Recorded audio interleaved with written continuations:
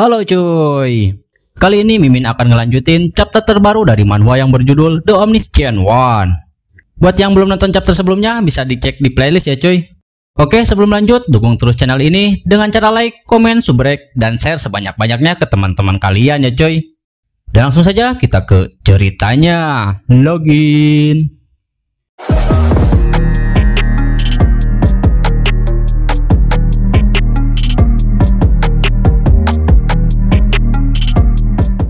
Pada chapter kali ini kita masih diperlihatkan pria berambut pirang yang sedang menerima telepon misterius. Penelpon misterius itu memberitahunya bahwa dalam 3 detik teleponnya akan ditutup dan menyuruh pria berambut pirang untuk berpura-pura bahwa itu adalah telepon spam. Kemudian Lin Qian kembali mengambil HP pria berambut pirang dan bertanya siapa yang menelponnya barusan. Si pria berambut pirang menjawab bahwa itu adalah sales asuransi. Lalu sambil duduk, Lin Qian menyuruh pria berambut pirang untuk segera menulis IOU atau hutang tertulis. Sambil terus berbaring, si pria berambut pirang terus menghitung mundur dari 20 seperti yang diperintahkan oleh seseorang yang menelponnya. Kemudian pria berambut pirang mulai mengambil pena untuk menulis surat perjanjian hutangnya.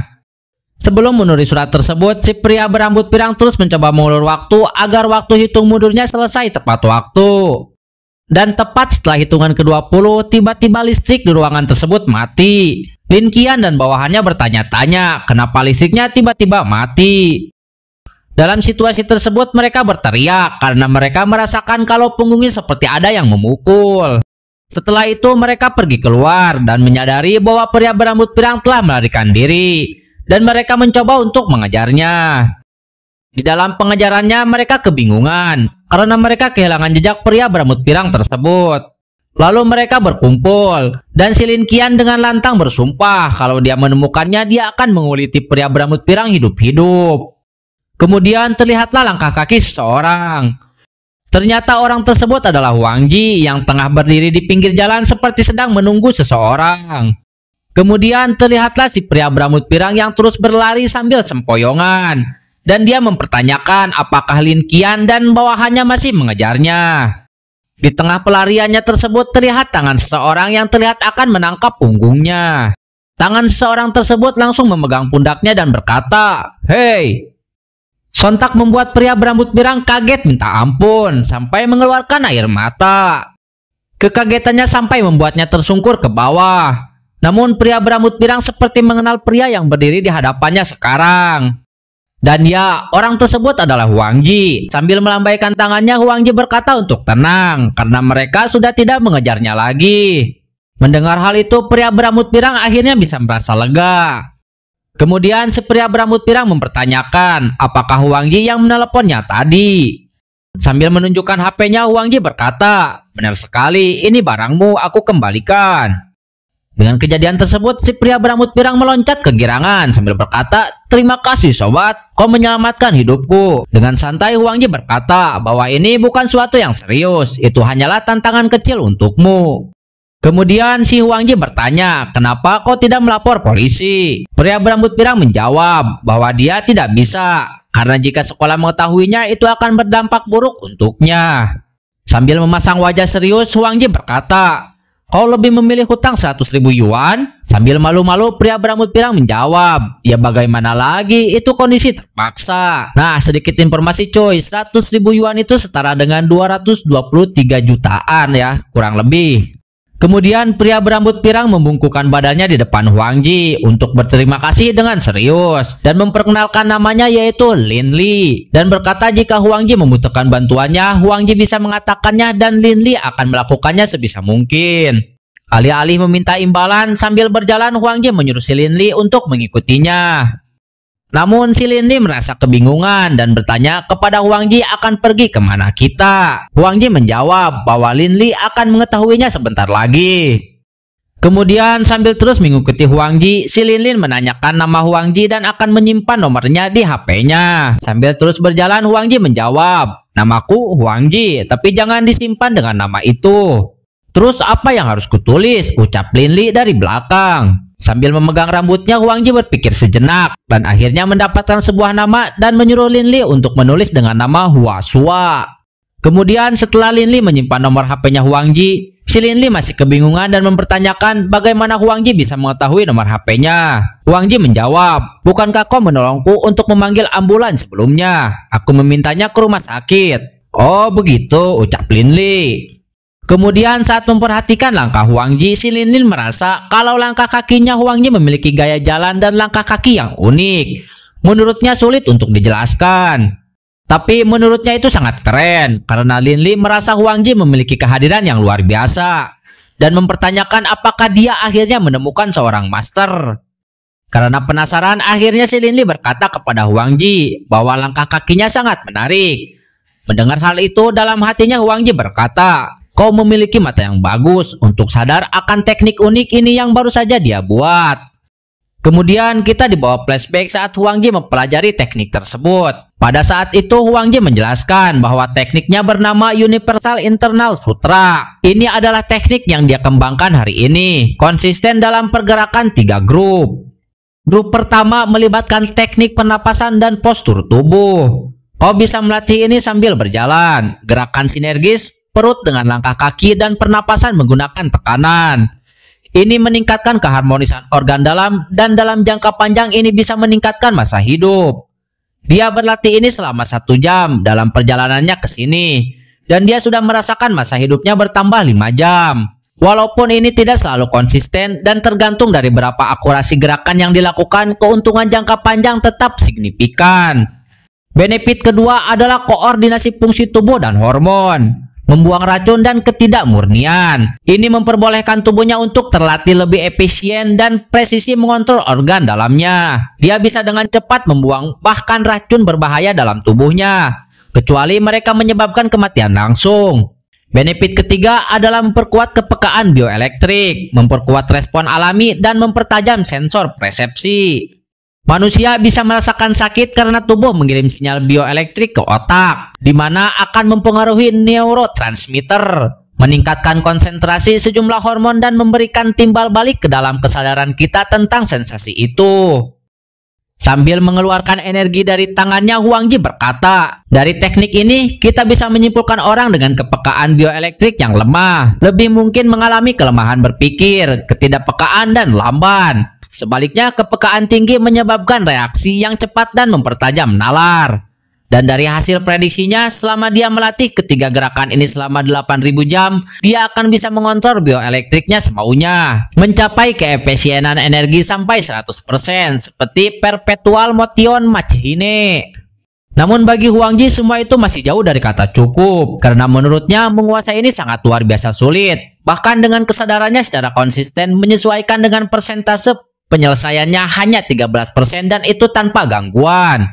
Sekali terganggu, itu tidak mungkin dilakukan dengan akurat. Terlebih lagi, 8.000 jam berlatih tanpa istirahat akan menghabiskan hampir 1 tahun. Dalam keadaan normal, itu akan membutuhkan 2,5 tahun. Tetap terlalu lambat. Selanjutnya, dia butuh untuk meningkatkan efisiensinya. Kemudian Huang Ji berhenti dalam perjalanannya dan berkata kepada si Linli bahwa kita sudah sampai. Namun si Linli berkata, "Itu dia." Seakan-akan dia menemukan seseorang yang dia kenal. Dan ya, terlihatlah si pria parubaya yang sudah menipu si Linli sebelumnya. Kemudian dengan serius Huang Ji menyuruh si pria parubaya itu untuk mengembalikan emas milik si Linli. Namun sambil berusaha untuk berdiri dari tempat duduknya, si pria parubaya berkata, "Anak muda, apa kau bicara padaku?" Dan tiba-tiba si Linli dengan sangat marah menarik baju si pria parubaya sambil berkata, "Kau penipu, kau bahkan menyebabkan banyak masalah." Kemudian pria parubaya tersebut mencoba melepaskan genggaman tangan si Linli sambil berkata, untuk jangan main fisik karena dia memiliki masalah jantung.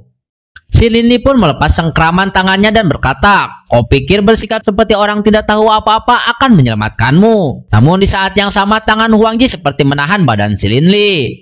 Dan terlihatlah Huang Ji seakan mengambil alih untuk maju menghadapi pria parubaya tersebut. Si pria parubaya yang melihat keseriusan Huang Ji berkata, "Oh, kau semangat sekali anak muda. Mencoba untuk berdiri demi orang lain, apakah kau ingin terluka?" Kemudian sambil berbalik badan, si pria parubaya berkata kepada Huang Ji, "Hei anak muda, kau dari utara kan? Perawakanmu kuat, kau sudah bertani sejak kecil." Dan mempertanyakan kepada Huang Ji berapa hektar tanah yang dimiliki Huang Ji. Namun si Linli merasa khawatir karena dia sebelumnya pernah ditipu oleh si pria paruh baya. Jadi si Linli mencoba untuk menahan Huang Ji agar tidak berurusan dengan pria paruh baya tersebut. Namun dengan serius Huang Ji berkata, "Tenang saja, serahkan ini padaku." Kemudian sambil akan duduk si Huang Ji berkata, "Tidak banyak, hanya 20 hektar." Kemudian mereka pun duduk bersama. Si pria paruh baya berkata kepada Huang Ji, "Itu pasti melelahkan, menjadi yatim piatu sejak kecil, bukankah itu sulit?" Menanggapi hal itu, Huang Ji menjawab, "Ya, aku sangat merindukan mereka. Meski mereka sudah lama meninggal, aku masih mengingat wajah mereka dengan jelas." Mendengar percakapan mereka, si Linli jadi semakin khawatir. Karena dulu pria paruh baya juga mendeskripsikan keadaannya dengan benar.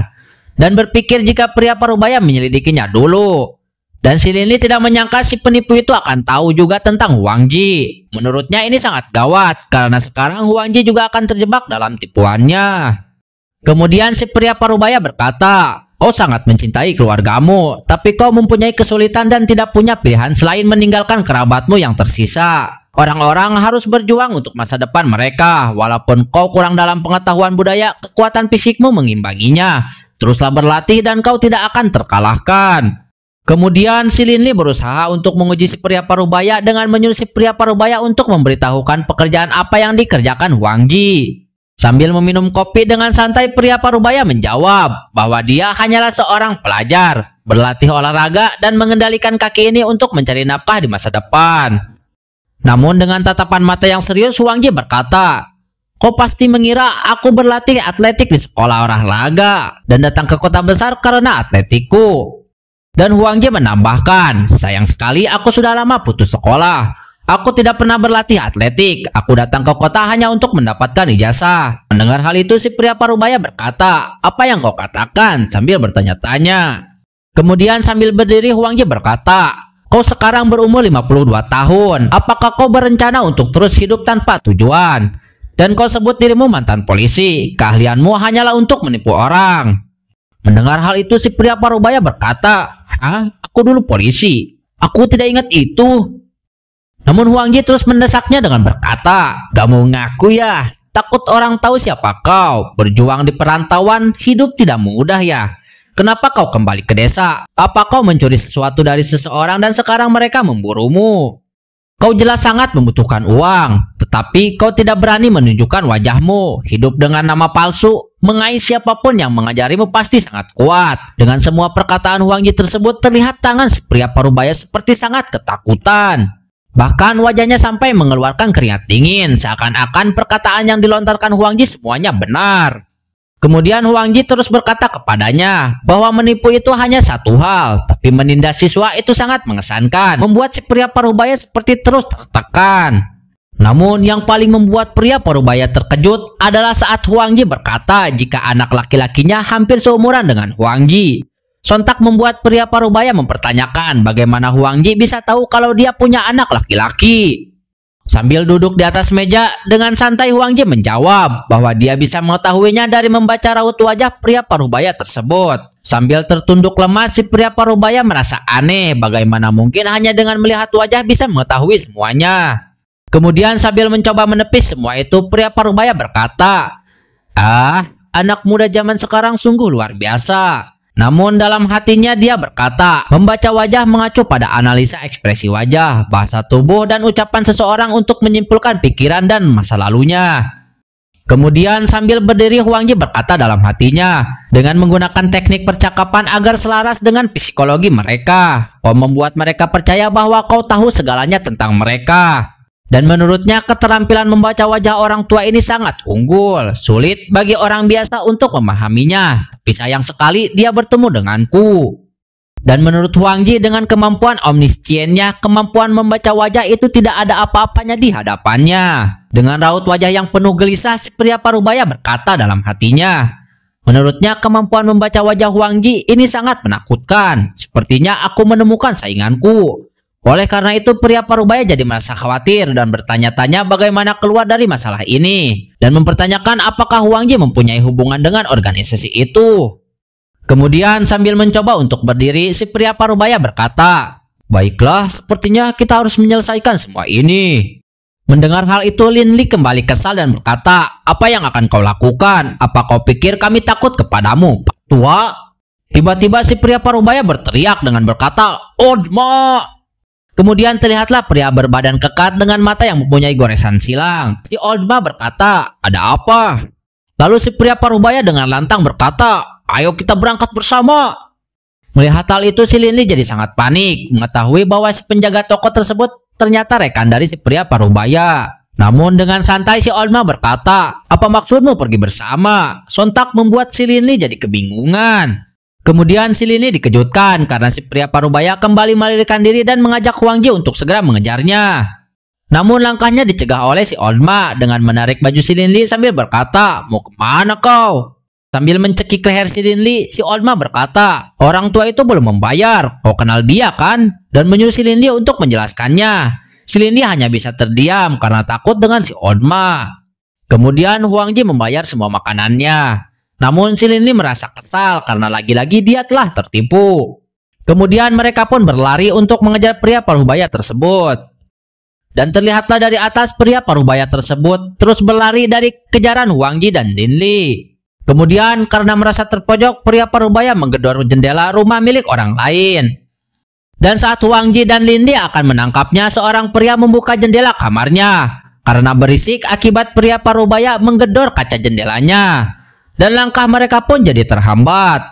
Kemudian pria parubaya terus berlari. Pria itu melihat sebuah sepeda. Tanpa pikir panjang, dengan cepat dia menaiki sepeda tersebut sampai membuat tempat duduk sepedanya terlepas. Sambil berkata bahwa seharusnya mereka sudah kewalahan sekarang. Dan celeb, saat mau menduduki sepedanya, dengan sempurna besi tempat duduk sepeda itu menusuk pantatnya. Membuatnya sangat kesakitan tiada tahan. Dan akhirnya pria itu tergeletak jatuh sambil menahan rasa sakit di pantatnya. Dan Huang Ji beserta Lin Li berhasil mengejarnya. Dan dengan mata yang meledek, Huang Ji berkata, "Tidak lari lagi nih." Namun sambil terus menahan rasa sakitnya, pria itu kembali berlari dan dalam hatinya berkata bahwa Huang Ji bukan orang yang mudah untuk dia urus. Dia tidak bisa terus berlari dan harus memikirkan sebuah rencana. Dan tiba-tiba pria tersebut mendapatkan sebuah ide. Kemudian mereka berhenti. Sambil merasa capek, si Lin Li berkata, "Apakah kita kehilangan jejaknya?" Namun si Huang Ji hanya terdiam. Dan terlihatlah pria parubaya tersebut bersembunyi di dalam tong sampah. Kemudian karena sudah tidak mendengar lagi suara dari Huang Ji dan Lin Li, pria tersebut mempertanyakan apakah mereka sudah pergi. Dan ketika merasa sudah aman, pria itu memutuskan untuk keluar dari tempat sampah tersebut. Wow, ternyata dugaannya salah karena Huang Ji dan Lin Li sengaja tidak bersuara untuk mengecohnya. Huang Ji dengan santai berkata, "Sembunyi di tong sampah, pasti kau sudah putus asa ya?"